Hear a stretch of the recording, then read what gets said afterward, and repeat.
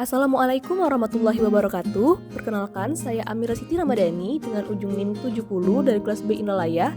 Saya akan menjelaskan mengenai gambar 3.1 hingga 3.3 pada buku tersebut. Pada gambar 3.1, pengukuran tekanan uap zat murni, baik sebagai padatan maupun sebagai cairan, untuk kurva tekanan versus suhu, seperti yang ditunjukkan oleh garis 1 hingga 2 dan 2 hingga C. Pada garis 1 hingga 2 merupakan kurva sublimasi yang memisahkan daerah padat dan gas.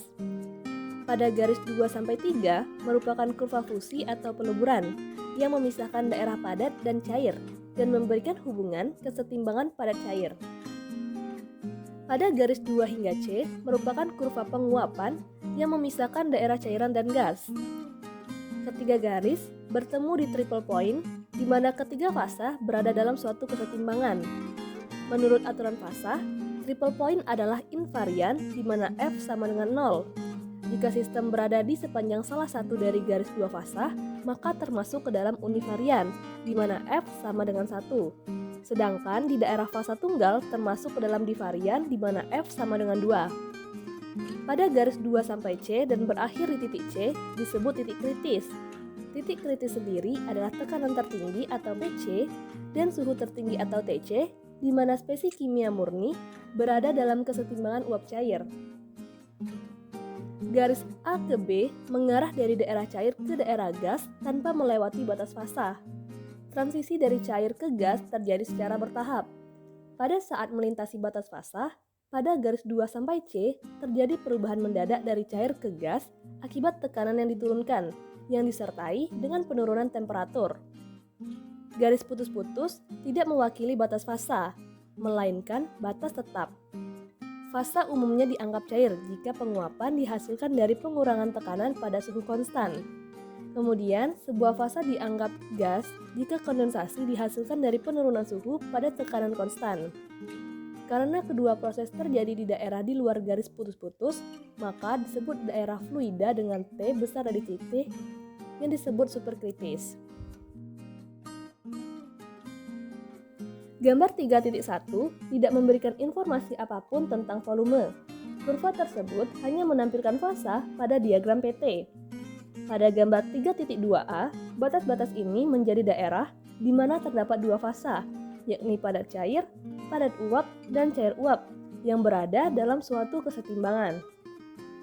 Pada gambar 3.2b menunjukkan daerah cair, cair uap, dan uap dari diagram PV. Pada T besar dari TC terjadi proses isotherm. Garis T besar dari TC pada gambar 3.2b lebih halus daripada gambar 3.2a. Garis berlabel T1 dan T2 adalah suhu subkritis dan terdiri dari 3 segmen.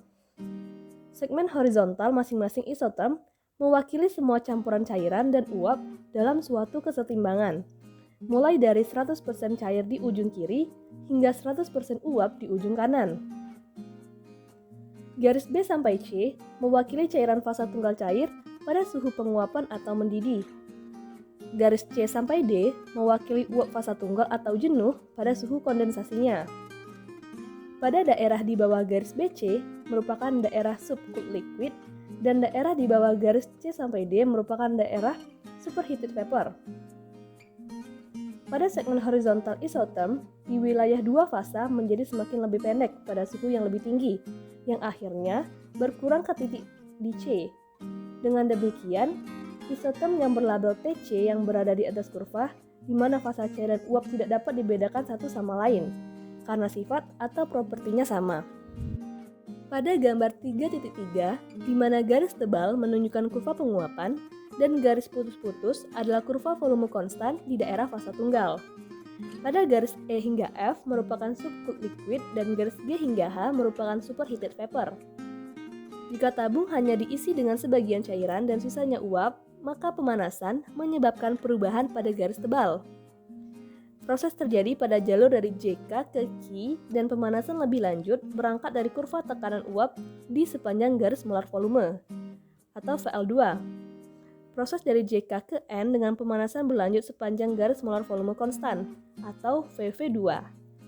Jalur pertama mengikuti kurva tekanan uap melanjutkan dari titik JK ke titik kritis C, hingga garis molar volume konstan sama dengan volume kritis fluida.